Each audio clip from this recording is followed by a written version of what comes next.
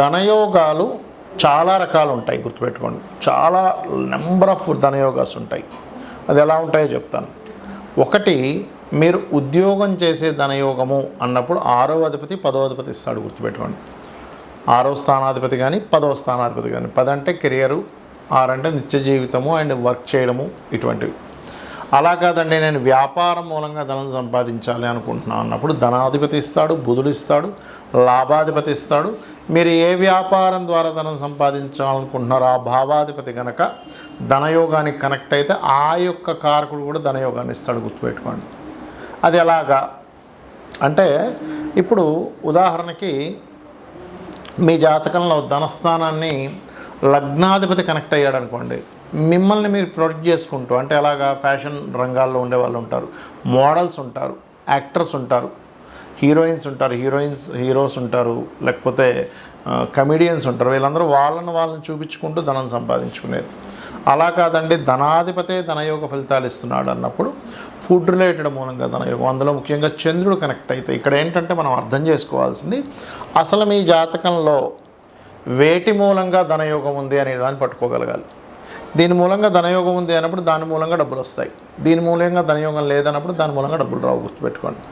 కాబట్టి వీటి మూలంగా డబ్బులు వస్తాయి అన్నప్పుడు ఈ కారకుడు ఎవరైతే ఉన్నారో వీళ్ళని మనం కరెక్ట్గా కనిపెట్టి చేస్తే కనుక దాని మూలంగా డబ్బులు వస్తాయి, గుర్తుపెట్టుకోండి. అలా ఇక్కడ ఏంటంటే, ఈ ధనాధిపతి ఎవరైతే ఉన్నారో, ఈ ధన రాజ్యాధిపతి అంటారు, ధనాధిపతి అంటారు, ధనభాగ్యాధిపతి, ఇలా ఒక్కొక్క లగ్నం బట్టి మారిపోతూ ఉంటుంది. 2వ స్థాన సంబంధం వస్తే కొన్నిసార్లు మనీ అంటే ఒక్కోసారి 6వ అధిపతి సంబంధం కూడా వస్తే చిట్ ఫండ్స్ నడపడం, అప్పులు ఇవ్వడం ద్వారా, డైలీ వేజ్ ద్వారా డబ్బులు వస్తూ ఉంటాయి. కానీ మీకు ఎప్పుడైనా 3వ స్థానాధిపతి కనుక ధనకారకుడుగా మారి ఆయన కనుక ధనయోగాలు ఇస్తూ ఉంటే మీడియేటింగ్ చేయాలి, డైరెక్ట్ ప్రోడక్ట్ ఎప్పుడు అమ్మకూడదు. అంటే అలాగే ఇప్పుడు జొమాటో ఉంది, వీళ్ళు ఉన్నాయి కదా, వీళ్ళు ఏంటి, వీళ్ళ ప్రోడక్ట్ వీళ్ళది కాదు, కానీ కస్టమర్కి చేరవేయడానికి మధ్యలో ఒక యాప్ లాగా ఎలాగైతే పనిచేస్తారో అలా మీడియేటింగ్. అంటే ఇప్పుడు భూమి, ఎవరికో భూమి కావాలి, లేకపోతే గృహం కావాలి, వీళ్ళు మధ్యవర్తిత్వంగా చేస్తూ ఉంటారు. అయితే ఇక్కడ ఏంటి, మీరు ఏ ప్రోడక్ట్ చేయాలి అనేది మీకుండే గ్రహాన్ని బట్టి, మీకుండేటువంటి గ్రహ సంబంధాన్ని బట్టి ఉంటుంది, గుర్తుపెట్టుకోండి. అదేవిధంగా చతుర్థాధిపతి అంటే చతుర్థ స్థానం కనుక మీకు ధనయోగ కారకం అయితే గృహం ద్వారా, భూముల ద్వారా వస్తూ ఉంటాయి. అయితే ఇందులో అది పాడైతే ఏమవుతుందంటే వాస్తు ద్వారా వస్తుంది. అంటే అక్కడ ఉండేటువంటి విషయాన్ని నువ్వు పాడైపోయిన దాన్ని చూసి నువ్వు బాగు చేయడానికి నువ్వు డబ్బులు, అంటే నువ్వు బాగు చేసేటువంటి ద్వారా నీకు డబ్బు వస్తుందన్నమాట. అలా పంచమం అనుకోండి, అప్పుడు మెడికల్ రూపంలో మీకు డబ్బులు వస్తాయి. అంటే డాక్టర్ చదువుకోవడం ద్వారానో, క్లినిక్ పెట్టుకోవడం ద్వారానో, ఇట్లా ఒకవేళ 5, 8 కాంబినేషన్ వచ్చింది, అప్పుడు ఏంటి, డయాగ్నోటిక్ సెంటర్స్. ఇలా అంటే నీ ఆరోగ్య సంబంధించిన సమస్యని డిటెక్ట్ చేసేటువంటి ద్వారా ధనయోగం వచ్చింది. అదేవిధంగా 6 అయితే ఉద్యోగం అని చెప్పుకున్నాం, 7 అయితే పార్ట్నర్షిప్స్ ద్వారా డబ్బులు వస్తాయి. కొంతమంది చూడండి, సింగిల్గా చేస్తే కలిసి రావు, వాళ్ళకి పార్ట్నర్, మంచి పార్ట్నర్ దొరుకుతాడు, వాళ్ళు చేసేస్తుంటారు, వీళ్ళు ఏదో స్లీపింగ్ పార్ట్నర్లుగా ఉంటారు, వీళ్ళకి నెల ఇన్ని డబ్బులను వచ్చేస్తుంటాయి. అలాగా 7వ స్థానం కనుక సంబంధం కలిగి ఉంటే ఖచ్చితంగా వీళ్ళకి యోగం కలుగుతుంది. అదేవిధంగా 8వ సంబంధం వచ్చిందనుకోండి ఉదాహరణకి, అప్పుడు వీళ్ళు డయాగ్నోటిక్ సెంటర్స్, పిహెచ్డీస్ చేయడం ద్వారా డబ్బులు రావడం. కొంతమంది చూడండి, పిహెచ్డీ చేస్తున్నాండి, స్కాలర్షిప్ వస్తుంది దాని ద్వారా అంటూ ఉంటారు, కొన్ని 2-3 సంవత్సరాలు కూడా తీసుకుని ఉంటారు. అదేమిటంటే అదంతా యోగం, అది అకల్ట్ రిలేటెడ్ ద్వారా, నిగూఢమైనటువంటి విషయాల ద్వారా. కొంతమందికి ఏవో నిధులు అవి దొరుకుతూ ఉంటాయి, తాతగారు ఎక్కడో దాచిపెట్టింది, లేకపోతే ఎక్కడో ఏదో నిధి దొరికిందండి అంటుంటారు. అది అష్టమం గనక ధనయోగాన్ని ఇచ్చేదైతే, అది కూడా వృశ్చిక రాశిలో కానీ అష్టమం పడడం, తులారాశి మన కుంభరాశిలో కానీ పడితే అప్పుడు మీకు నిధి ద్వారా ధనయోగం ఉంటుంది. ఇప్పుడు భాగ్యాధిపతి ధనయోగాన్ని ఇస్తే మీరు టీచింగ్స్ కానీ, ట్రైనింగ్స్ కానీ, కన్సల్టెన్సీ కానీ, ఎవరికైనా ఏదైనా గైడ్ చేసే దాని ద్వారా ధనయోగం ఉంటుంది, ఇది గుర్తుపెట్టుకోవాలి. దశమం మరలా ఎగైన వృత్తి, లాభం అయితే కనుక ఈవెంట్స్ లేకపోతే బిజినెస్ ద్వారా రావడం. 12 అయితే ఓన్లీ సర్వీసెస్, మీరు ఏది ప్రోడక్ట్ రిలేటెడ్ మూలంగా ఇవ్వకూడదు. 12వ స్థానాధిపతి కనుక మీకు ధనయోగాన్ని ఇస్తే ఉన్న ప్రదేశం నుంచి మారి వేరే విదేశాలకు వెళ్ళడము, వేరే రాష్ట్రానికి వెళ్ళడము చేసి మీరు మీ యొక్క జీవితాన్ని అభివృద్ధి పరుచుకోవాలి. అప్పుడు మీ లైఫ్ అనేటువంటిది ఖచ్చితంగా బాగుంటుంది, గుర్తుపెట్టుకోండి.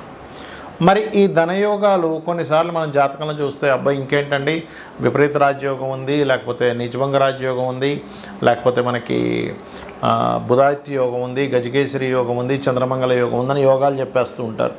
ఓ 15 యోగాలు వచ్చేస్తాయి మనం సిస్టంలో కట్టగానే. కానీ జీవితం చూస్తే అక్కడే ఉంటుంది, ఎక్కడ వేసిన గొంగలు అక్కడే. చదువుతాడు కానీ ఉద్యోగం లేదు, వ్యాపారం చేస్తారు కానీ పెద్దగా కలిసి రాదు. దీనికి కారణాలు ఏమిటి? 2 కారణాలు ఉంటాయి ప్రధానంగా. ఒకటి, వీళ్ళ జాతకంలో ఏదైతే మహాదశ యోగాన్ని ఇవ్వాలో ఆ యోగాన్ని ఇవ్వాల్సిన ఆ యొక్క గ్రహం డెడ్ అయిపోతుంది. అంటే అది ఫలకృతం చేసే దాంట్లో ఉండదు. ఎందుకు ఉండదు అంటే అది ఉండే నక్షత్రం కావచ్చు, అది అస్తంగత్వ దోషంలో ఉండొచ్చు, పాపకర్తరీ దోషంలో ఉండొచ్చు, ఆ మహాదశ ఇంకా రాకపోవచ్చు. అప్పటికి చాలా రకాలు ఉంటాయి. లేదా మహాదశ చిన్నప్పుడు అయిపోయి ఉండొచ్చు. పేరుకు మాత్రం 2వ స్థానంలో పలానా గ్రహం ఉందండి, మంచి గ్రహం, కానీ డబ్బులు రావట్లేదు, ఎప్పుడో చిన్నప్పుడు అయిపోయింది, అప్పుడు పెద్దగా ఇవ్వదు అది. అప్పుడు ఏం చేయాలి? పాపకత్తిలో ఉండే గ్రహాలకు సంబంధించిన పరిహారం చేసుకోవడము. ఏ గ్రహం ద్వారా అయితే అది అస్తంగత్వ దోషం ఏర్పడిందో అస్తంగత్వ దోషాన్ని క్లియర్ చేసుకోవడం చేయాలి, గుర్తుపెట్టుకోండి. ఇది ప్రధానంగా చేయాలి. మరియు మరొక విషయం ఏంటంటే, మనకి జాతక చక్రంలో ఎలాగైతే గ్రహాలు యాక్టివ్ అయితే ధనయోగాన్ని ఇస్తాయో, వాస్తుపరంగా కూడా ధనాన్ని ఇచ్చేటువంటి పాయింట్స్ ఒక 3 ఉంటాయి. ఏమిటది అంటే, ఉత్తరం. అంటే మీకు ఒక అవకాశం రావడం, ఫస్ట్ అసలు మీకు ఒక అవకాశం రావాలిగా, డబ్బులు రావాలంటే అవకాశాన్ని ఇచ్చేటువంటి దిశ ఉత్తరం.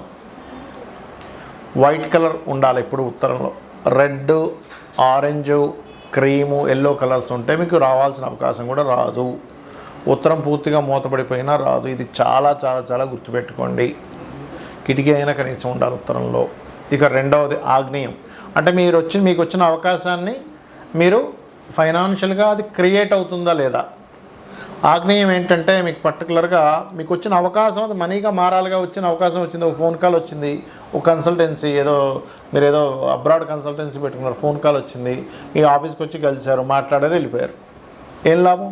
వచ్చి వెళ్ళిపోతుంటే ఎన్ని కాల్స్ వస్తాయి, ఏం లాభం మీకు? ఒకటైనా మీకు అది కన్వర్ట్ అవ్వాలిగా. ఎందుకు కన్వర్ట్ అవ్వదు? బికాజ్ ఆఫ్ ఆగ్నేయ దోషం వల్ల. అంటే ఆగ్నేయం పెరగడం కానీ తరగడం కానీ, అక్కడ బ్లూ కలర్స్ కానీ అలా ఉండకూడదు. గ్రీన్ కలర్ ఉండాలి, లేదా రెడ్ పింకిష్ కలర్స్ ఉండొచ్చు. బాగా చిన్నగా అయిపోవడం ఉండకూడదు ఆగ్నేయం. ఇది గుర్తుపెట్టుకోండి. ఇక 3వది, కస్టమర్ వచ్చాడండి, కన్వర్ట్ అయ్యాడు కానీ లాభం రాలేదు. బేరం ఆడి సర్లే ఎవరో ఒకరు ఏదో ఇట్లా ఏమీ లేదు కదా, సరే ఇచ్చేసేయండి, ఏదో రేట్ కానీ ఇచ్చేస్తాం. దానికి కారణం పడమర. పడమర కనుక దోషం ఉంటే వెస్ట్ ఈజ్ లాభాలు, గెయిన్స్ అండ్ ప్రాఫిట్స్. అంటే మీకు వచ్చినటువంటి కస్టమరు అక్కడ పడమర దోషం ఉండడం వల్ల మీకు రావాల్సిన లాభం రాదు. సో ఇవి చూసుకుంటూ చేయండి, ఖచ్చితంగా మీకు ధనయోగం కలుగుతుంది. మరియు దీంతోపాటు ఓం ధర్మాధ్యక్ష ధనాధ్యక్ష ధనధాన్య వివర్ధిని నమః అనే మంత్రం చేయండి. 100% మీరు ధనవంతులు అవుతారు. శ్రీమాత్రే నమః. 6 నిమిషాలు వచ్చిందా ఇది? అయితే 1.5 చెప్తాను. కర్కాటకం వారికి కనుక చూసుకున్నట్లయితే ప్రధానంగా ఇక్కడ ఈ లగ్నాధిపతి మీకు చంద్రుడు అవుతాడు. మీకు ధనాన్ని ఇచ్చే కారకులు ఎవరెవరు, ఇప్పుడు ఉండేటువంటి గోచార ఫలితాలు ఏమిటి అని చూసుకుంటే 2వ స్థానంలో కేతు ఉన్నాడు. సో మీరు ఇప్పుడు ధనస్థానంలో కేతు ఉన్నాడు కాబట్టి మీరు ఎంత గణపతి యొక్క ఆరాధన చేసుకుంటే అంత బాగుంటుంది. అదేవిధంగా మీకు ధనాధిపతి రవి అవుతాడు, పంచమాధిపతి అయినటువంటి కుజుడు, షష్టమాధిపతి గురువు, భాగ్యాధిపతి కూడా గురువు, దశమాధిపతి మీకు మళ్ళీ కానీ కుజుడు అవుతాడు. మరి ఈ యొక్క లాభాధిపతి శుక్రుడు. మరి కర్కాటకం వారికి లాభాధిపతి పూర్వజన్మ కర్మకారకుడు కూడా అవుతాడు.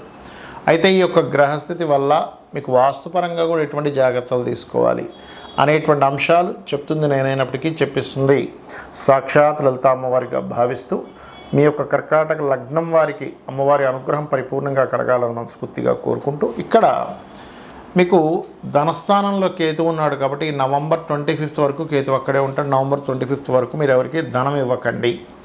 సూర్య నమస్కారాలు ఎక్కువగా చేసుకోండి, గణపతి యొక్క ఆరాధన చేసుకోండి, ఫైనాన్షియల్గా చాలా బాగుంటుంది. దీంతోపాటు సూర్యుడిని చూస్తూ ఓం భానుమండల మధ్యస్థ భైరవి భగవాన్నే నమః అనే మంత్రం చేసుకోండి.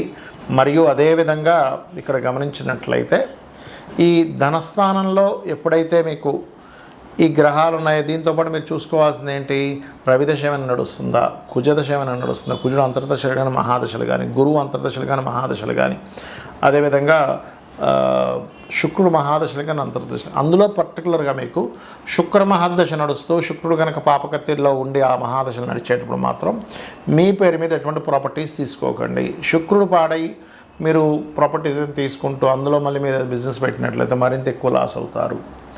ఎప్పుడు కూడా జ్యోతిషశాస్త్రం అనేటువంటిది ఏ మార్గంలో వెళ్ళాలి, ఎలా ఉంది, ఎటువంటి వాటి ద్వారా మనకి ధనయోగం ఉంది, ఎటువంటి వాటి ద్వారా ధనహీనత ఉంది అనేటువంటి విషయాన్ని స్పష్టంగా అది క్లారిటీ ఇస్తూ ఉంటుంది జ్యోతిషశాస్త్రం అనేటువంటిది. ఆ రకంగా చూసుకోండి. ఇక మరొక విషయం ఏంటంటే ఇక్కడ గమనించినట్లయితే మీరు ప్రధానంగా ఈ గ్రహాలు ఎప్పుడైతే మీకు ఈ రవి ధనయోగకారకుడు అని చెప్పుకున్నాం కర్కాటకం వారికి, ఇంట్లో తూర్పు వైపు భాగం అంటే ఈస్ట్ కనుక వాష్రూమ్స్ రావడం, ఈస్ట్ బాగా తగ్గడము, ఈస్ట్ ఎక్కువ ఉండాలి ఎప్పుడు కూడా, తగ్గడం జరిగినా లేకపోతే ఈస్ట్లో వెంటిలేషన్ లేకపోయినా, పేరు ప్రఖ్యాతలు రాకపోవడం వల్ల, బ్యాడ్ నేమ్ రావడం వల్ల ధనం ఆగిపోతూ ఉంటుంది. గుర్తుపెట్టుకోండి. అంటే ఒక నెగటివ్ ఇది వచ్చింది ఈస్ట్ పాడవడం వల్ల, దానివల్ల డబ్బులు ఆగుతూ ఉంటాయి. సో ఈస్ట్ చెక్ చేసుకోవాలి ఇప్పుడు కూడా. అదేవిధంగా మరొక విషయం ఏంటంటే ఇక్కడ మీరు ఈ నవంబర్ 25 వరకు ఎవరికి డబ్బులు ఇవ్వద్దని చెప్పాను. దీని తర్వాత కూడా ఎప్పుడు కూడా మీరు అర్థం చేసుకోవాల్సింది, ఎంత మీరు సూర్య నమస్కారాలు చేస్తూ ఉంటే అంత ఫినాన్షియల్గా గ్రోత్ ఉంటుంది. గుర్తుపెట్టుకోండి.